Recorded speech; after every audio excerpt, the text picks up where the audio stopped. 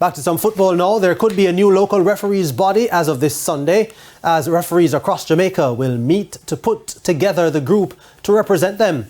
But it could cause a conflict, as a group already exists, registered under the name the Referees Association. On Sunday, October 15, referees across Jamaica will get the chance to put together a body that will represent them as a group.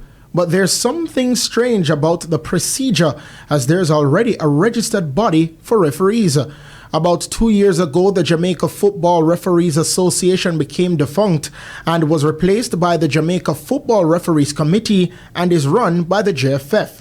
There is also the Referees Association, which is headed by former FIFA referee Peter Prendergast, and his proof of registration was sent to the JFF General Secretary Dennis Strong on September 23. So the question is being asked as to why there is the need for another group. Everything you do now has a taste and a smell of something foul. I don't play that game. When I did the referees finances a few weeks ago, I realized that the JFF was in charge of referees. The JFF made the rules about referees, and the JFF determine how much referees are paid. Who speaks for the referees? We had a body in place some years ago that has gone underground, and it was I who said to the head of refereeing, hold on, we need to have some different voices around here. As for the Referees Association, chairman of the JFF Referees and Assessors Patrick Malcolm says he knows nothing about that body. And I knew of the Jamaica Football Referees Association. And that is what I think should be leading the charge to protect the interests of all the referees in this country. In the play Hamlet, William Shakespeare wrote, "Something is rotten in the state of Denmark."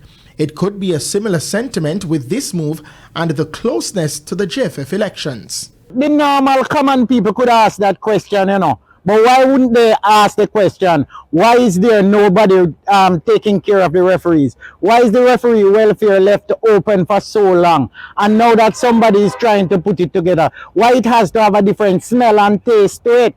Why it couldn't be just that it is goodwill in developing the referees group for all that is good?